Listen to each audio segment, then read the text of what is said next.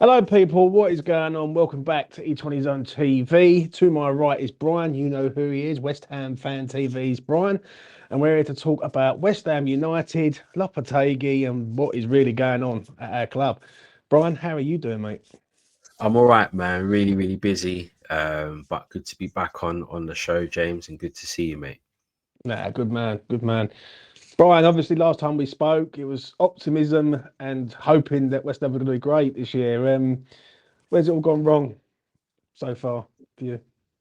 Where to start? I mean, that's such a big question. I think there are loads of factors in terms of where it's gone wrong, but ultimately the buck does stop with Lopetegui, and it's kind of a thing where, on one hand, he's probably come in and underestimated the job.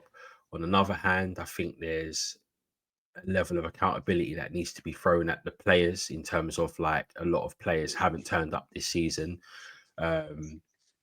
and there are other factors as well, in terms of, like, it's never straightforward with West Ham. There's so many sort of components with, like, the board, Tim Stein. There's loads of other factors that may or may not have contributed to where we are. But ultimately, Lopetegui's had a lot of time now. We all kind of said we'll give him around 10 games and kind of review it from there. And I think throughout that whole period of time, none of us have seen, like, any form of progress. I was saying the other day, like, it's literally taken me around eight, 9 league games to actually say, oh, I feel I know what he's trying to do now. But it shouldn't be like that. Do you know what I mean? It shouldn't be like that. And yeah, it's just it's one of those ones, man. We just kind of want this nightmare to end. Right, Brian, there's a question for you. What is he trying to do then? Because I honestly don't know what he's trying to do to a point. I understand it with the wing backs and everything, but it feels a bit chaotic to a point. He's trying to do so much, like ball playing centre halves, wing backs flying forward, inverted, no midfield. Help me, Brian. Tell me what it is. Yeah, well, you know what? It's all of the above. Literally, it's everything what you've said. I think the one thing that's not been good for him is the chopping and changing in terms of the personnel, systems, a couple of games. But ultimately, the system he's played the most throughout his tenure so far has been the 4-1-4-1. And he's basically set up the team in a sort of the setup is really contradictory. So it's a bit wild. It's kind of like a mid-block setting, but playing with a high backline, mainly high fullbacks, who are instructed to basically press, but then also to go inverted when necessary. And then the 4 midfielders that are playing behind the central striker, they're also in quite an offensive, quite high position. And when you play a system like that, the initial process is meant to be your front 5 actually meant to press. So when you're not in possession, you're meant to shut down the ball to regain the possession in a high and advanced position, which therefore should give you a numerical advantage. And then if you've got your fullbacks also contributing to that, then it also should give you a bit of width. But then if you lose possession, your fullbacks, if they come inverted, they're meant to be helping the anchor, in this case Rodriguez. So you've got your 2 centre backs and 3 in front.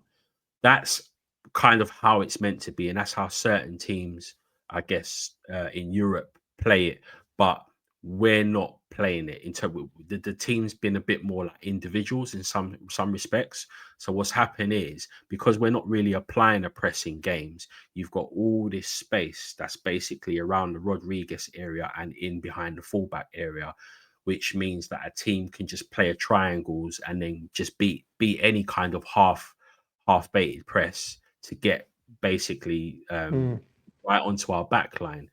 And the problem is, it's kind of like you know, like when managers are playing sort of like old-fashioned tactics, I actually feel he's playing modern day football tactics, but the team are either not getting these tactics or it's just not working. But also, like I said as well, the players as well, there's a level of responsibility that for whatever reason, the players are not performing, and I feel some of them have to take a look at themselves. But that's making no excuses for Lopetegui. I think with certain games he's got it wrong. He's been a bit stubborn.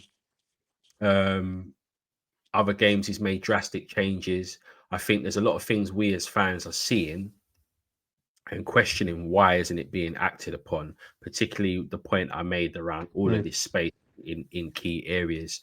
If you're going to play that kind of system, it's very important that you've got legs all down the spine. So you want your anchor to have legs, who in this case Rodriguez doesn't have legs. Then you want your two, say like the two that are playing in the center. So in this case, Paqueta and Souček. Now Souček does have legs in terms of he's mobile, but it's just not the right pairing, because you want those kind of people, those three, to really be ones that are gonna run up and down and stuff like that. So, and our fullbacks as well. He's instructing fullbacks that don't play that way and never have played that way to kind of do a job. Completely agree. Wan-Bissaka's, we all know Wan-Bissaka's a fullback that's always been rated as a very class one-on-one defender. People have always said in terms of in advanced positions, he's not necessarily the best. But since he's come to us, he's literally playing like a winger, and he's got skills, but it's kind of like we didn't buy him for that. So it's really Mm. weird. And even at Emerson just don't look comfortable. There's so many of our team at the moment that are just it's just wrong. It's wrong.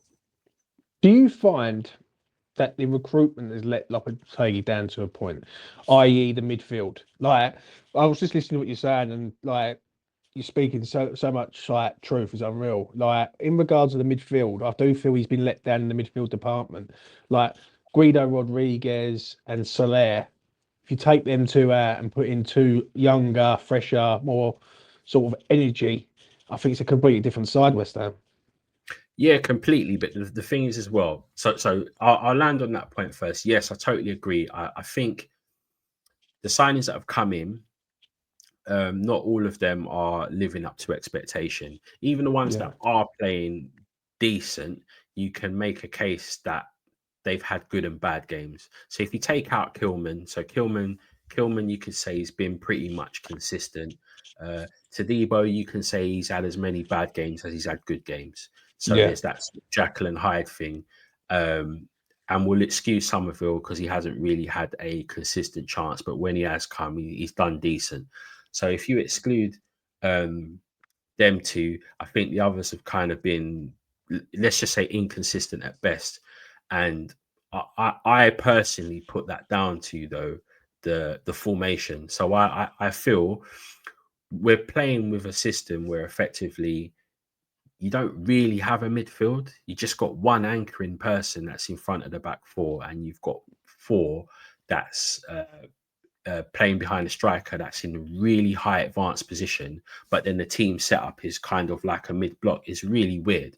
But yeah, if you had, I mean, even if you played a conventional 4-2-3-1 or a 4-3-3, I think the solidness would be the team setup in terms of it being solid would be a lot better, and a lot of those individuals were mentioned, particularly in the centre midfield area.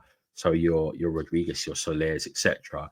I feel those players are definitely better when they're accompanied by either pace or box to box options, because someone mm, like a Soler, I really had big hopes for, because I think he kind of was and is sort of like a missing link.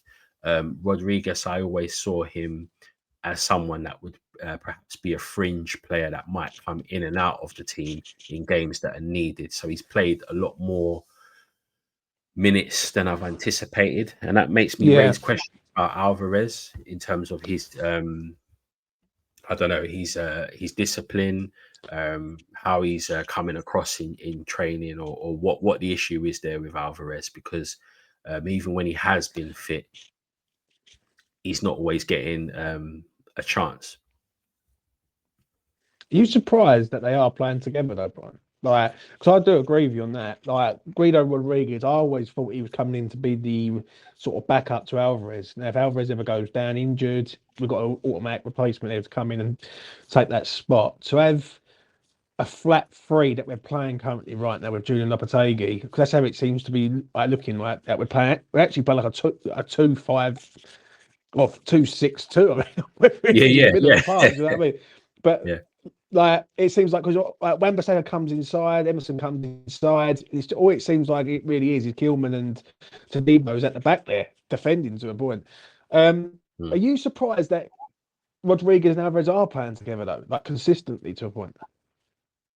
Yeah, completely. And I think the early game against Man City was sort of the game where we had a good spell of 30 minutes or however long it was, or a half, where it kind of looked good when Mm. when Alvarez, sorry, was dropping back into like a sweeper position, and it kind of created a five, and it kind of worked well against Man City, and we played maybe some actually decent counter-attacking offensive football. And I think maybe from there, he probably thought, you know what, this could work. And maybe us as fans thought that too for certain games, but then he was using it in games that we didn't need to. And then we still looked like very gapey.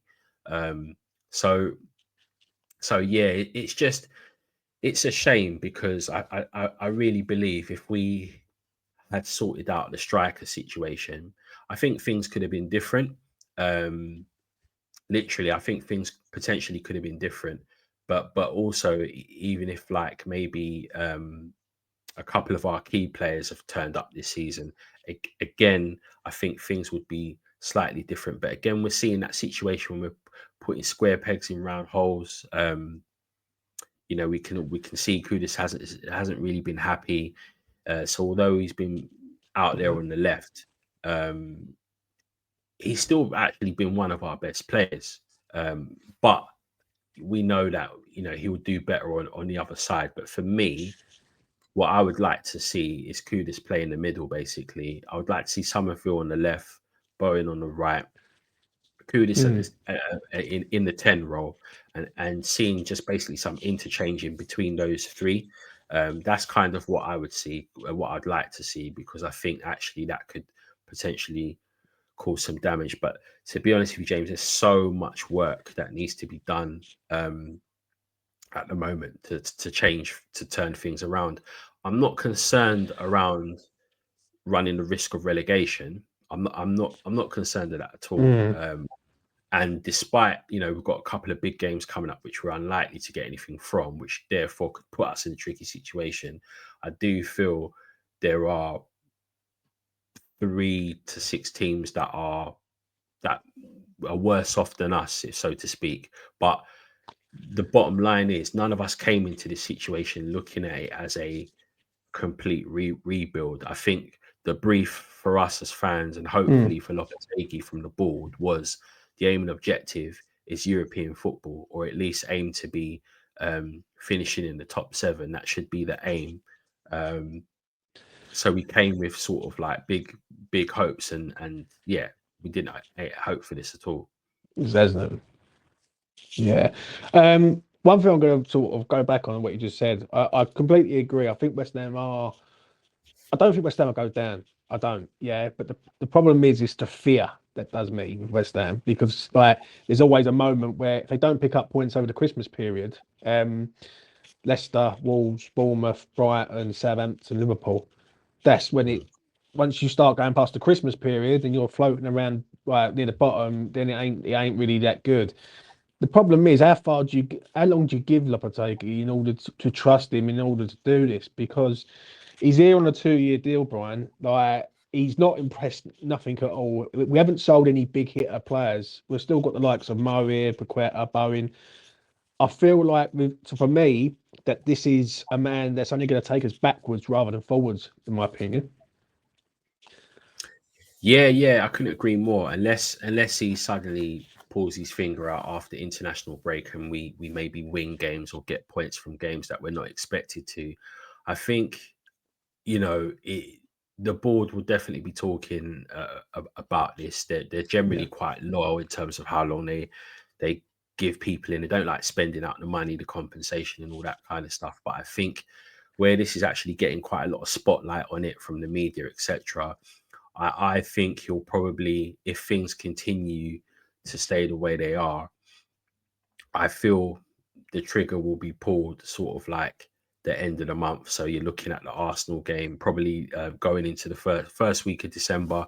I think, you know, so 3-4 games basically, if things stay the way they are. But again, what you want is you want the board to be basically using this time to be creating a plan which looks like a short list. You've got to have an ethos as a club, and that's the thing. Yeah.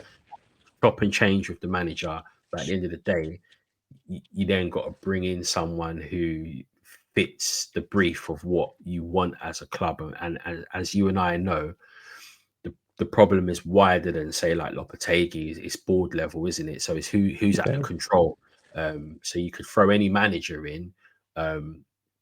Certain things could still happen. Do you know what I mean? So it's a tricky one. But yeah, I think, you know, I mentioned as well the fact that if we look at this time last year, Bournemouth was a team that had still had to still yet to win a game around this time last year, and you know, Almiron got it right in the end and basically ended up finishing ninth. So I think that's kind of the other side of it as well. But the main difference with them and us, or I should say with him, what he was doing, he was quite consistent in his team setup, the lineup, the formation, the personnel. What Lopetegui's doing is he almost looks desperate because it's not working, so he's just chopping and changing and different from week to week, and it's just it's not a good look. It feels very, as I said earlier, it feels very chaotic with Lopetegui. Like, and it feels like a man who is running out of ideas to a point. I do 100% agree with you when you say about the board. I feel like the board had an option in the summer to go out and go for someone and do this over a long period of time. I honestly do believe, Brian, that they gambled. They gambled on Lopetegui to try and throw the name at Lopetegui and say, right, he can get us into Europe within 2 years, and gone down that path. I honestly don't believe if Lopetegui was in a job somewhere else, West Ham come knocking on his door and want to sign him out of that club to a point. Let's talk about like the best and worst. And I'll give you some options, Brian. Worst performance this year for you from West Ham, and there's quite a few. That's a hard one. You know what? I'm probably gonna say for me, this is probably not the main pick for people, but I'm probably gonna say the Chelsea game. One, because it was at home. Two, because how embarrassing it was. Like they were just going through us like a hot knife through butter, and what it did, it exposed that formation, it exposed the tactics, and it just kept happening. They just found it so easy to kind of pass through us. And our form against Chelsea is decent, particularly at home. So I went into that game similar to the Tottenham game, really kind of went into it buoyed with a little bit of optimism. And to get done in the manner we got beat was not cool.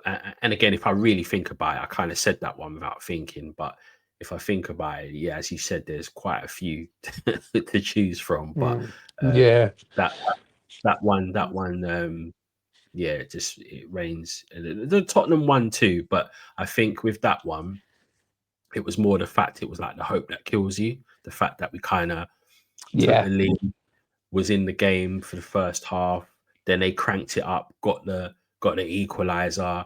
They looked like they could get a next one, but we were still in there. So again, second half, you're thinking, you know what, we still might get something out of this. So it was kind of like the hope that kills you, and in the manner of how they beat us. Just so that's why that's a bad one as well. But it's slightly different. I think with Chelsea, it was just embarrassing. Yeah, I'm going to be honest. I think the Spurs one hurt me a bit more. I think Chelsea are a good side, And I think West Ham just didn't know what got done on that day. Someone said to me previous, they said, James, it's the easiest game Chelsea's going to have all year. And I was like, yeah, like, I can't see them having a more easier game all season other than against us. I think the True. Spurs one hurt me a lot more because the manner of the defeat.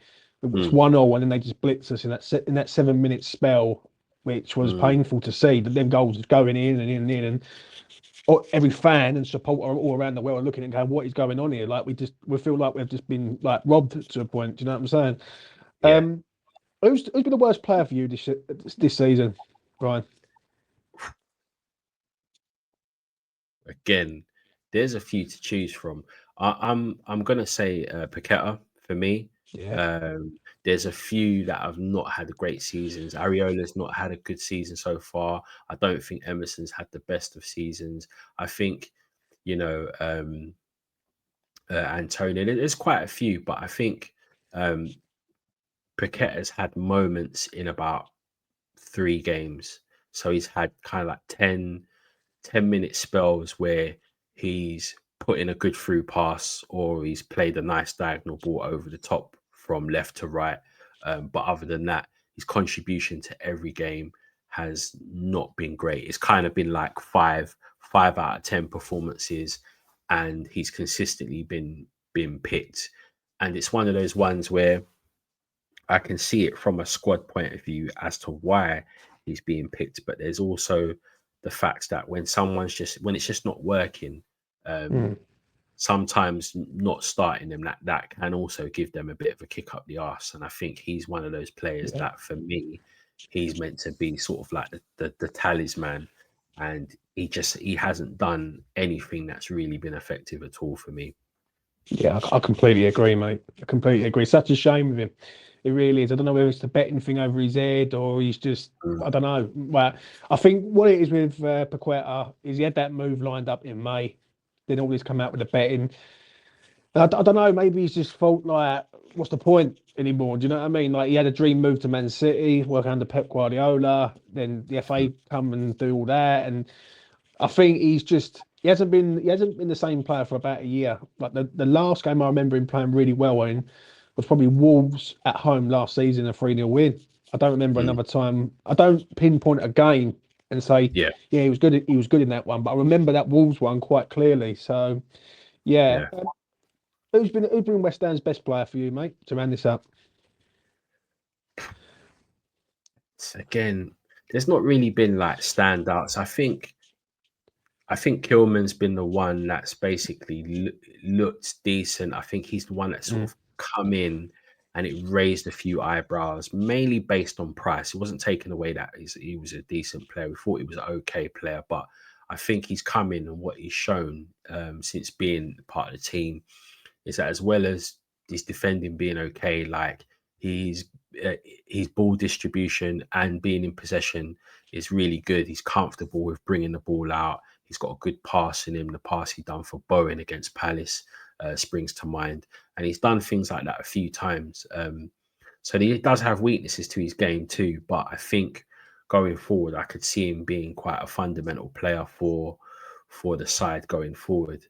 Other than that, yeah, everyone's just had bits and pieces, even the ones that are star players who have not had a good season, but they've still contributed. So like your Kudises and Bowens, as bad as they've been, mm. if you kind of look at it statistically, they've still provided the goals or assists respectively. But I think Kilman for me, and that just goes to show how not great it's been when we're picking someone that's the irony is as well, like we're shipping in goals, right? And we're picking I'm Yeah. picking a centre back. That's how mad the setup is.